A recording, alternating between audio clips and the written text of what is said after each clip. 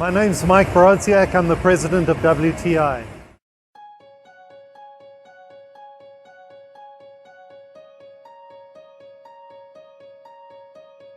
You know, we've been really satisfied with the progress we've been making using Improver. It's really slotted into our program. I always think of the Lean journey as being the stairway to heaven, where there's multiple steps as you go into kind of the clouds, and Improver's been a really valuable part of our process as we try and just find problems, solve problems, and improve on a daily basis and try and get that as a pervasive culture within our company. My name is Troy Magruder. I'm the Director of Production and Operations here at WTI.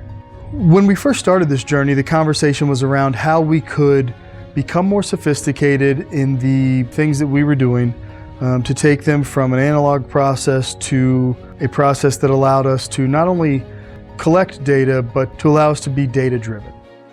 Just the simple step of identifying problems, and each of the main problems in a Pareto form that Improver tees up to you, knock down all of those problems, and in so doing, just really make the company's performance better.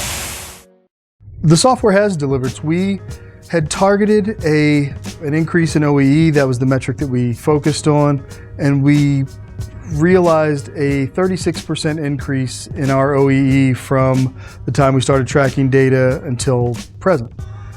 That's a phenomenal increase, and it's a function of the software allowing us to really become more sophisticated with some of our problem-solving efforts and our issue identification and resolution work. Terrence Fitch, production manager. The nature of the project was to improve the firewall time.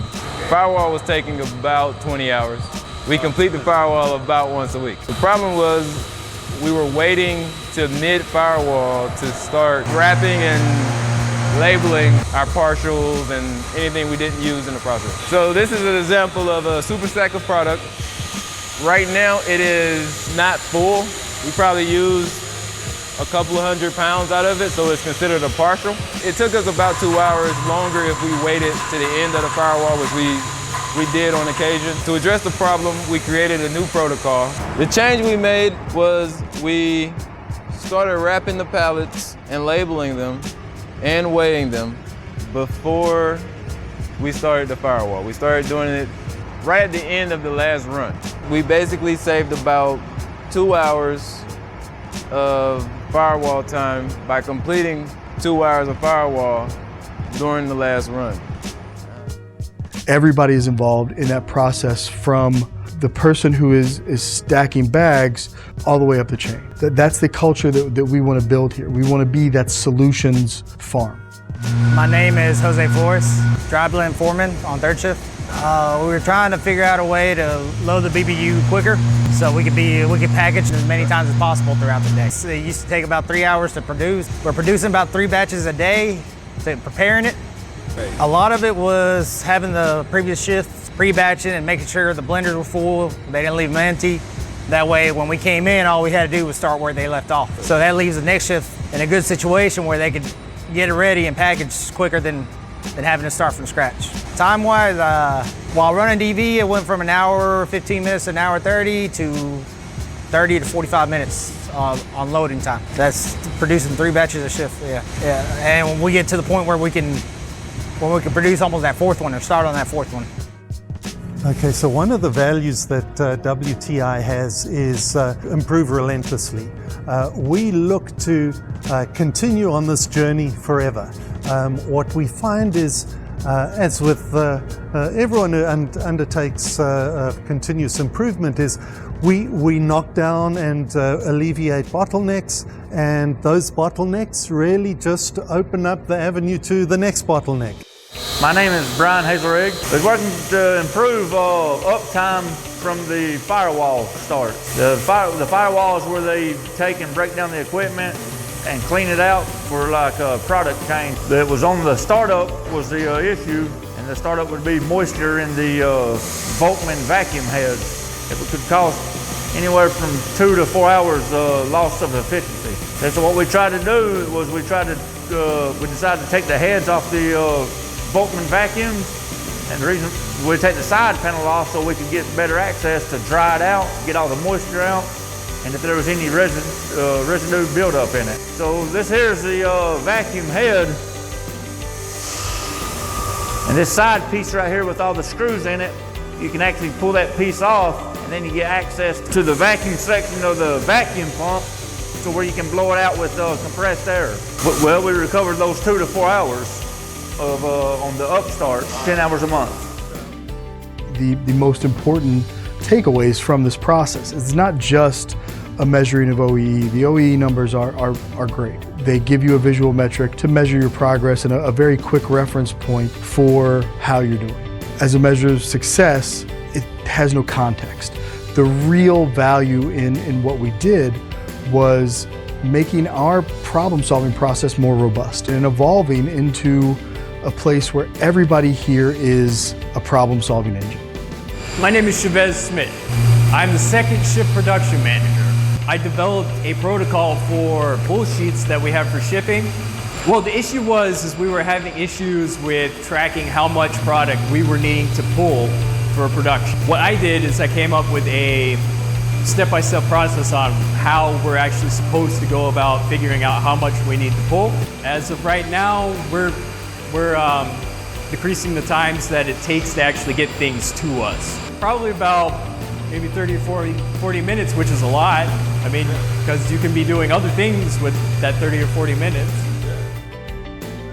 Yeah, so we have an increased capacity and availability to do more with what we have. What I'd like us to do is to continue to improve through the top line, through sales and through added production, take advantage of that capacity. You know, some companies in a different business might want to, you know, reduce the number of employees or somehow reduce, in a sense, that isn't us. We're on a growth plan. We're looking to make use of this added capacity to engage in different markets, in different regions in the world, and ultimately to make this facility produce more than what it currently does.